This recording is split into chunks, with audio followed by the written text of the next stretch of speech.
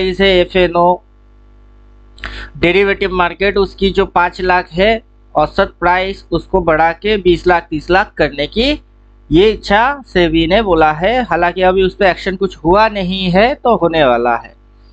तो आइए इसी बात पे चर्चा करेंगे आज की कि क्या होने वाला है, किस तरीके से होने वाला है, दुनिया में क्या हल्ला गुल्ला हो रही है और किस तरीके से हम लोग समझ रहे होते हैं। अगर आपकी कोई राय होएगा तो वो कमेंट बॉक्स में ज़रूर बोल सकेंगे, कमेंट जरूर करिएगा। हर कोई यही बात बोल रही है। फिलहाल चलो अपन बनाते हैं अपना ही धुन, अपना ही मस्ती में। हम है रिटेलर और रिटेलर की हो रही है सफाई, सेबी कर रही है सफाई। काफ़ी पहले से ही सेबी ये प्रोसेस चालू कर चुका था, अब एग्जीक्यूट होने के लिए डिक्लेरेशन कर रही है। लेकिन उसकी क्या इम्पैक्ट और साइड इम्पैक्ट क्या होने वाला है उसको भी अपन आज की वीडियो के अंदर समझ लेंगे। तो फिलहाल यहाँ पे जो भी टेक्निकल वेक्निकल है वो सारी चीज़ गायब, चार्ट कैंडल सब चीज़ गायब, टेक्निकल एनालिसिस फंडामेंटल एनालिसिस सभी एनालिसिस गायब। करते हैं आज एनालिसिस सेबी की। What is the meaning of SEBI?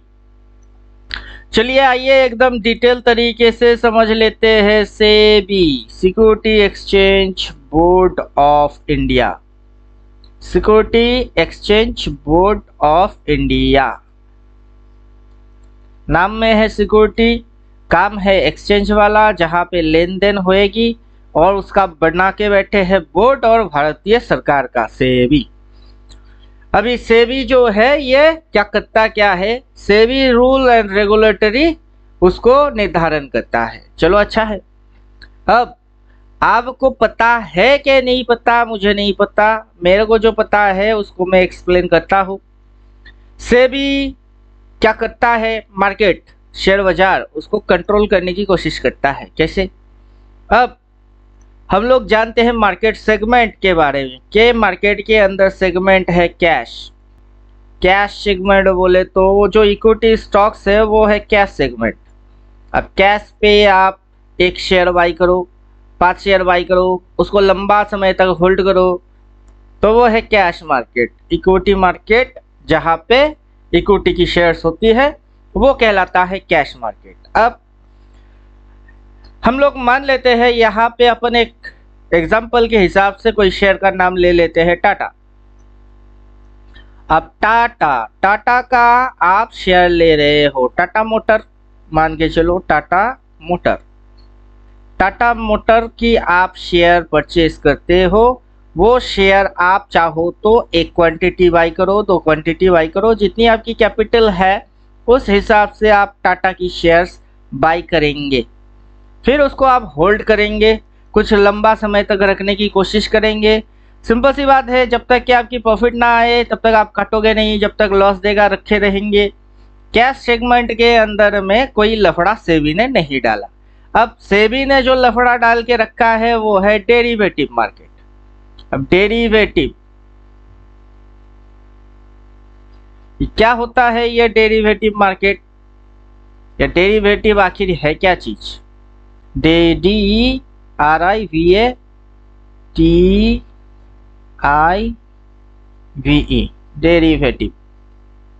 Derivative market. इसके अंदर में सेबी ने कर दिया बवाल। क्या बवाल किए? कैश मार्केट में आप टाटा की शेयर, 1 शेयर 2 शेयर, जो भी मार्केट प्राइस है उसमें आप बाई करो, होल्ड करो, रखो। ये फंडा में सेबी ने अपनी नाक नहीं गलाया। सेबी ने नाक गला दिया किस पे? कैश के नहीं, कैश की डेरिवेटिव पे। अब डेरिवेटिव क्या होता है? डेरिवेटिव को समझने के लिए आपको टाटा मोटर को समझना पड़ेगा। टाटा मोटर की मान के चलिए आपने 1000 शेयर बाई करके रखे हुए हैं। अब 1000 शेयर आपने परचेस किए हैं और आपको लग रहा है कि मार्केट नीचे गिर सकता है, लेकिन आप इस शेयर को सेल नहीं करना चाहते। मतलब ये शेयर्स आपके हाथ में भी रहे और मार्केट गिरे और आपको नुकसान भी ना होए, उसके लिए जो इंतजाम है वो है डेरिवेटिव मार्केट। मतलब टाटा मोटर का कॉपी क्लोन बना देते हैं अपन कि टाटा मोटर की जो इम्पैक्ट होएगी उसकी क्लोन पे भी सेम टू सेम इम्पैक्ट होगा। तो कैश और क्रैश की क्लोन है डेरिवेटिव। अब टाटा मोटर अगर नीचे गिरेगी तो उसका क्लोन भी नीचे जाएगा, सिंपल सी बात है। तो आप क्या करेंगे? टाटा मोटर की जो शेयर आपके हाथ में है इसको आप सेल नहीं करोगे, बल्कि आप इसको सेल करोगे। बात समझ में आ रही है? तो ये जो आपको नुकसान देगा गिरते हुए, इसकी जो भी लॉसेस होगी, उस लॉसेस को कौन भरपाई करके देगा?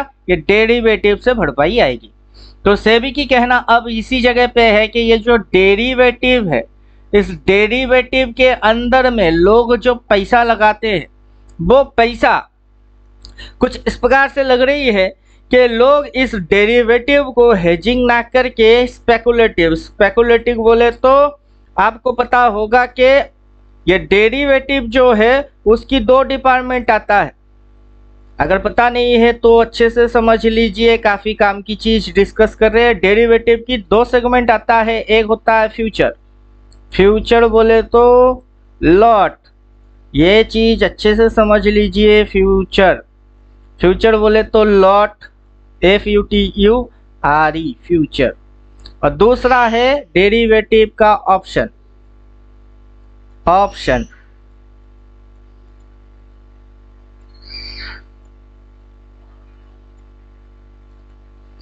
चलिए, ये दो चीज होती है डेरिवेटिव का फ्यूचर एंड ऑप्शन। यहाँ पे हो रही है बवाल।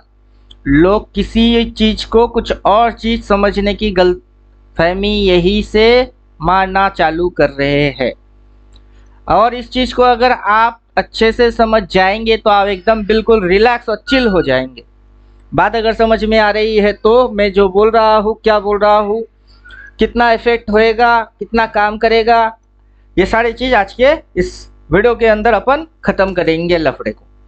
तो डेरिवेटिव, कैश मार्केट से डेरिवेटिव होती है टाटा मोटर का जो इक्विटी शेयर्स है उसको अगर परचेस करते हो और आपको लगता है कि मार्केट गिरेगा, उस शेयर्स की दम पे आप क्या करते हो? डेरिवेटिव को सेल कर देते हो। ये जितना गिरेगी इसमें लॉस होएगा और इसमें जितना गिरेगा उतना प्रॉफिट आएगा, मतलब आप एक तरीके से हेजिंग हो जाते हो। तो डेरिवेटिव की इसलिए क्रिएशन हुई है कि बंदा हेजिंग कर पाए। अब हेजिंग के अंदर में दो डिपार्टमेंट और आता है, एक आता है फ्यूचर, दूसरा आता है ऑप्शन। अब फ्यूचर एंड ऑप्शन, इन दोनों चीज को ही लोग डेरिवेटिव जानते हैं, लेकिन डेरिवेटिव के इसके अंदर की जो फिल्टरेशन है ये बहुत सारे लोग नहीं जानते, यही पे हो रही है गड़बड़ी। अब सेबी ने जो बोला है कि अगर आप डेरिवेटिव के अंदर काम कर रहे हो तो एक तो आपके पास माल पड़ा हुआ है, उस पोजीशन को आप हेज कर रहे हो, तो आपके पास शेयर्स है, उसी के हिसाब से डेरिवेटिव को आप क्या कर रहे हो? शॉर्ट कर रहे हो, बेच रहे हो। अब अगर आप इस जगह पे इस चीज को 5 लाख रुपया पे बेच रहे थे, 5 लाख,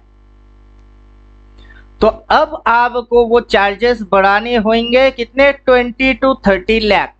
बात अगर समझ में आ रही है तो डेरिवेटिव के अंदर जो हेजिंग कर रहे थे 5 लाख रुपया लग रही थी, उनको अब लगेगा 20 लाख। अब ये जो चीज है ये सीधा इम्पैक्ट डालता है फ्यूचर पे। बात समझ में आ रही है? ये सीधा इम्पैक्ट डालेगा फ्यूचर पे। अब इसकी ऑप्शन पे क्या इम्पैक्ट आएगा उसको समझना पड़ेगा। फ्यूचर पे अगर आप काम कर रहे थे तो फ्यूचर में क्या हो रही थी कि मान के चलो टाटा मोटर की एक शेयर अगर आपने बाई करके रखे हुए हो तो वो आप as a cash market equity holder countable होते हो। अगर आपने डेरिवेटिव जो कि फ्यूचर है, फ्यूचर की एक रूल है वो है लॉट बोले तो आपको बंडल लेना पड़ेगा। लॉट होएगी और लॉट का क्या होता है? एक साइज होती है, लॉट साइज फिक्स। अब इस जगह पे जो चीज है ZIC, लॉट साइज, स्पेलिंग उल्टा लिखा है सर, साइज SIZD, लॉट का होएगा साइज। अब इस चीज को हम लोग कुछ इस प्रकार से समझ लेते हैं कि मान के चलो अगर अपन एक पेन खरीदते हैं तो उसकी दाम कितनी होएगी? 5 टका। अब हम लोग रिटेल दुकान से जाते हैं तो वहां पे बोलते हैं भैया अपने को 1 डजन चाहिए, 12 पीस का बंडल चाहिए, तो कितने की आएगी? तब दुकानदार बोलता है कि ये रिटेलर प्राइस आएगी तब 3.5 टका, प्राइस डिक्रीज हो जाएगी। ठीक, तो उसी तरीके से टाटा मोटर की अगर एक शेयर अगर आप बाई मारते हो तो उसकी जो मार्केट प्राइस है आपको वही देना होगा। लेकिन डेरिवेटिव के अंदर अगर आप जाते हो और फ्यूचर की लॉट होती है, मतलब बंडल उठाते हो और सेबी उस बंडल को डिसाइड करके देता है कि कितने की बंडल होएगी।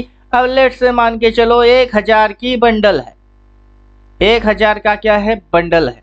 इस बंडल को अगर आप बाई मारते हो तो मार्केट प्राइस अगर 5 रुपया चल रही है तो यहाँ पे बंडल जैसे ही आप परचेस करते हो उसके लिए 3.5 रुपया डिसीजन में आती है 3.5। तो यहाँ से अगर आप 1000 क्वांटिटी खरीदेंगे तो आपको लगेगा 5000, यहाँ से अगर खरीदेंगे तो आपको लगेगा कितना 3500। बात समझ में आ रही है। अब सेबी ने जो रूल नियम लागू लेके आ रहे हैं वो है डेरिवेटिव पे। अब सेबी जो बोल रही है कि आप जो 3.5% में यहाँ से बाई कर रहे थे ये अब नहीं कर पाओगे, इसके बदले में आपको देना होगा इसकी 4 गुना। अगर मार्केट रेट 5% है तो आप सीधी सीधी कैश मार्केट में जाओ, 1000 क्वांटिटी टाटा मोटर को वहां से बाई कर लो कैश मार्केट से। डेरिवेटिव पे अगर काम करने हैं तो जो अभी 3.5% में खरीद रहे थे उसको देना पड़ेगा 4 टाइम्स ज्यादा। भाई ऐसा क्यों? अब ऐसा क्यों और डेरिवेटिव में ही क्यों और फ्यूचर में क्यों? ऑप्शन में क्या इम्पैक्ट आएगा वो अभी तक क्लियर नहीं है, हालांकि मेरे को जितना समझ आ रही है मैं उतना तो आपको समझाने की कोशिश करूंगा। तो यहाँ पे तब जाके आपको ये चीज पड़ेगी 14 रुपया। बात समझ में आ रही है। मार्केट प्राइस चलेगी 5%, डेरिवेटिव में काम करोगे उसी चीज को खरीदोगे 14%, मतलब हेजिंग हो जाएगी अब महंगा। कहानी कुछ इस प्रकार से हो जाएगी कि हेजिंग हो जाएगी महंगा, अब रिटेलर उस पे एंटर नहीं कर सकते। अब इसी चीज को सेबी क्या बोल रही है कि रिटेलर की भलाई के लिए कर रहे हैं। बाबू रिटेलर की भलाई कब से करने चालू कर दिए तुम? रिटेलर की भलाई कैसे हो सकती है? जिस चीज को रिटेलर 3.5% में परचेस कर रही है उसी चीज को रिटेलर को खरीदने के लिए लगेगी 14%। ये रिटेलर की भलाई है। ये एक तरीके से रिटेलर को मार्केट में एंट्री ना देने की सोची समझी साजिश है। और ऊपर से ऐसा चीज है लॉजिकल, इसको हम लोग इस प्रकार से समझ लेते हैं कि मैं आपको प्रसाद खिलाने के बहाने बोल रहा हूँ ये प्रसाद है, भगवान की पूजा की करी हुई प्रसाद है, इसको खा लो बहुत अच्छा होएगा, आपकी कल्याण होएगी, लेकिन प्रसाद के अंदर डाल दिए जहर। समझे? तो वो प्रसाद प्रसाद के जैसा काम करेगा कि वो प्रसाद जहर के जैसा काम करेगा। तो सेबी सोच रहे हैं कि अभी जो रिटेलर ट्रेडर है वो बुड़बक टाइप के है, अभी भी इनको एडुकेशन कुछ मिला नहीं, हम कुछ भी अनाप शनाप बकवास करते जाएंगे और ये बेचारे रिटेलर हाथ पांव बंधे हुए हैं, क्या कर लेगा? तो ये सोच समझ रहे हैं। तो इस जगह पे सभी रिटेलर लोगों को जो चीज करना चाहिए, अगर सेबी ये रूल लेके आता है, हालांकि अभी भी ऐसे कुछ डिक्लेरेशन नहीं हुआ, सिर्फ न्यूज फैली हुई है कि डिक्लेरेशन होएगी या सोच विचार चल रही है, तो अभी घबराने जैसा नहीं है। जब घबराने जैसा होगा तो तब रिटेलर क्या करेगा, वो क्या करेगा हम वो भी बोल देंगे। तो फिलहाल ये हेजिंग पोजीशन नहीं हो सकता है। अगर आपके पास क्वांटिटी होगा और उसी की डेरिवेटिव के अंदर आप हेजिंग करने जाओगे, जितना पैसा कैश में लगेगा उससे 4 गुना पैसा डेरिवेटिव पे लगेगा, मतलब आपकी हेजिंग पोजीशन तो खत्म हो गई। तो आप चाह के भी हेज नहीं हो सकते। तो एक तरीके से कैश मार्केट पे भी इम्पैक्ट आएगा, दूसरा डेरिवेटिव मार्केट पे इम्पैक्ट आएगा, तीसरा फ्यूचर की जो लॉट साइज है और जो कैपिटल है उसमें रिटेलर वेरियर हो जाएगा। तो अगर मार्केट के अंदर रिटेलर ऑपरेटर ये दो ही चीज है, रिटेलर अगर आउट हो गए तो बाकी बचे रहेंगे ऑपरेटर। अब ऑपरेटर 2 टाइप्स के होते हैं। ऑपरेटर होते हैं आपके FII एंड DII। अभी इस चीज को हम लोग समझ लेते हैं। FII बोले तो फॉरेनर इन्वेस्टर, मतलब अपने कंट्री के वो है नहीं, किसी बाहर वाला कंट्री जो कि अपने कंट्री के अंदर में मार्केट में पैसा लगाता हो, उनको भी प्रॉफिट चाहिए होता है, तो वो होते हैं FII। दूसरा होते हैं DII, डोमेस्टिक इन्वेस्टर। अब डोमेस्टिक इन्वेस्टर जो बोले तो जितने भी बैंक्स है वो है DII, फिर LIC हो गई वो DII। तो ये रहेंगे मार्केट में क्योंकि रिटेलर हो जाएंगे साफ, क्योंकि उतना कैपिटल रिटेलर के पास होगा नहीं, तो मार्केट के अंदर होंगे बस FII एंड DII। वही मार्केट को हिलाते हैं, एक्चुअली अब भी हिलाते हैं, तब भी वही हिलाएंगे, उनकी हिलाने से हिलती है मार्केट।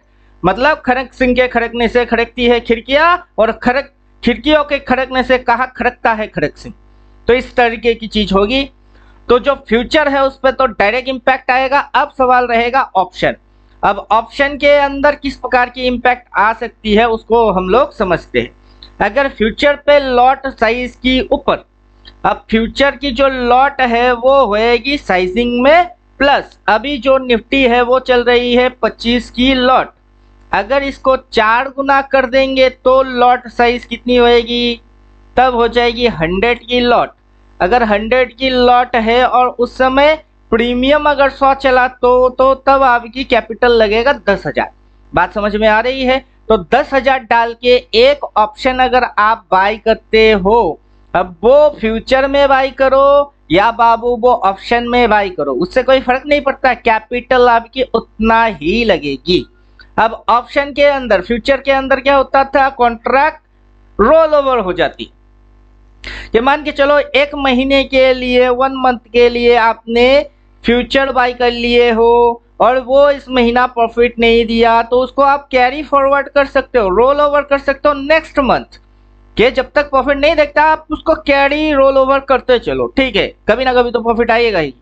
लेकिन ऑप्शन में यह चीज नहीं है, फ्यूचर में यह मंथली कॉन्ट्रैक्ट है जिसको आप रोल ओवर कैरी फॉरवर्ड कर सकते हो, ये फैसिलिटी फ्यूचर में है, बट ऑप्शन में ये फैसिलिटी नहीं है। इस महीने एक्सपायरी होएगा बोले तो होएगा, और उस दिन चाहे आपको पैसा मिले या ना मिले, वो कॉन्ट्रैक्ट खत्म बोले तो उसको कोई रोल ओवर कुछ नहीं कर सकते, कैपिटल 0। बात समझ में आ रही है? तो ये है ऑप्शन और फ्यूचर की डिफरेंट।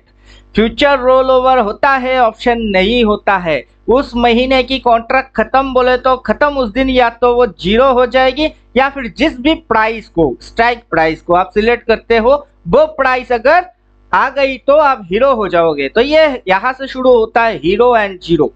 तो हीरो एंड जीरो के अंदर में सेबी ने लगाने की कोशिश की है बैंड।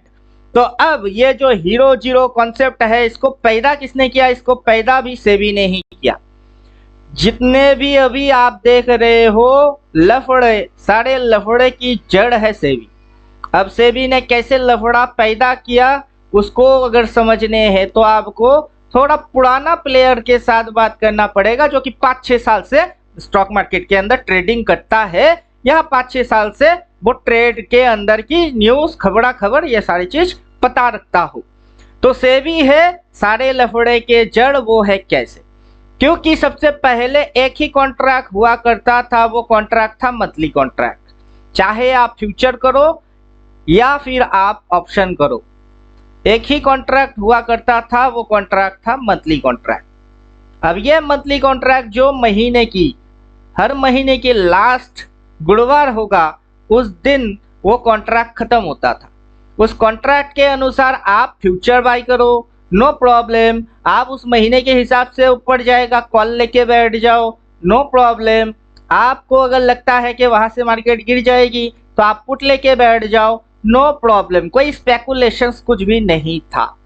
लेकिन सेबी ने डिसाइड किया कि ये महीने के अंदर ट्रेडर लोग जो एंट्री मारते हैं, ये एक बार एंट्री मारते हैं और लास्ट पे एक ही एक्सपायरी है, तो अपने को उतना रेवेन्यू जनरेट नहीं हो रहा है, मतलब टैक्सेस नहीं मिल रही है, ब्रोकरेज नहीं मिल रही है, मार्केट में वोलेटिलिटी नहीं है, वॉल्यूम नहीं आ रही है। तो ये सेबी ने क्या किया कि हर वीक में एक्सपायरी लेके आ गए, वीकली एक्सपायरी, के हर हफ्ते क्या होएगा, वीकली एक्सपायरी होएगी। ये वीकली एक्सपायरी किसने लेके आया? सेबी। 4 हफ्ते से वीक बनेगी तो 4 एक्सपायरी होगी, प्लस ये मंथली भी रहेगा, तो टोटल कितना एक्सपायरी हो रही है? 5 एक्सपायरी। बात समझ में आ रही है? टोटल 5 नहीं बाबू, 4 ही एक्सपायरी आ रही है। क्यों? क्योंकि इसके पीछे की जो रीजन है उसको समझ लेते हैं कि पहले तो सिर्फ लास्ट में एक्सपायरी होती थी, मतलब चौथा एक्सपायरी होती थी, लेकिन उससे पहले जो 3 एक्सपायरी थी वो निल जा रही थी, 0 हो रही थी।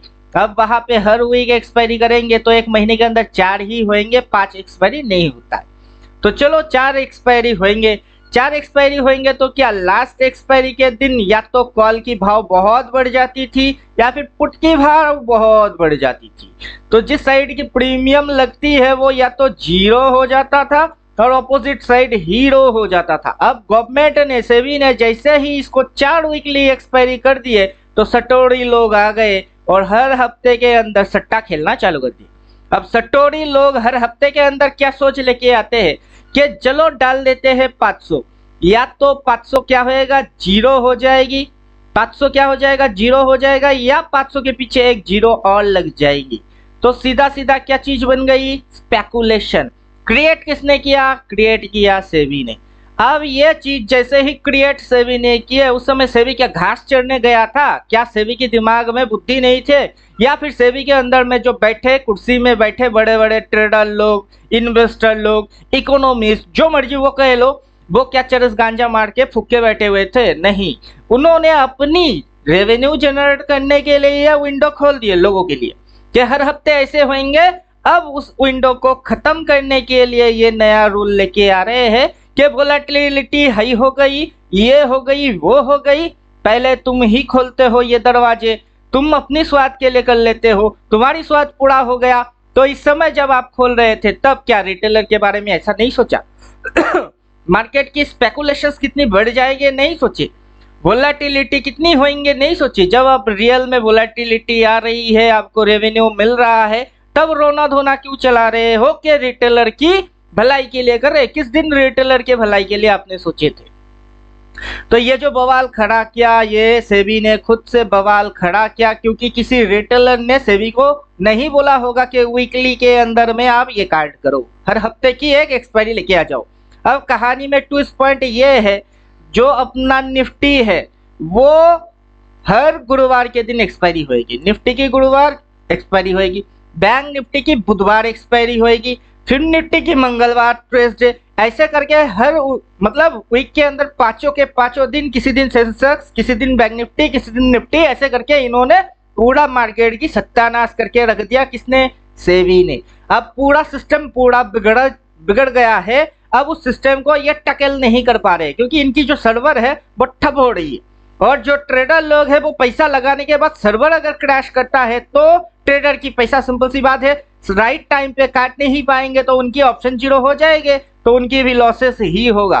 तो ये बाबू लोग क्या कर रहे हैं, सीधी बात को सीधी तरीके से पब्लिक के सामने लेके ना आके ये लोग घुमा के पब्लिक को चिपका रही है कि हम लोग तुम्हारे भलाई के लिए कर रहे हैं। अगर हम लोग अपने भलाई के लिए तुम कर रहे हो, ये रहा मार्केट, ये क्या है, ये रहा मार्केट। यहाँ पे रिटेलर को अगर आने से ही बंद कर देंगे तो रिटेलर का ना लॉस होगा ना रिटेलर का प्रॉफिट होगा, और रिटेलर को नेट में ना लॉस मिलेगी ना प्रॉफिट मिलेगी, आउट रिजल्ट जीरो रहेगी। तो रिटेलर को ये मार्केट में एंट्री मारने दे नहीं रहे हैं, खास करके डेरिवेटिव सेक्टर के अंदर, और रिटेलर को बाय डिफॉल्ट घुसना पड़ेगा एक ही सेक्टर के अंदर, वो होगा कैश।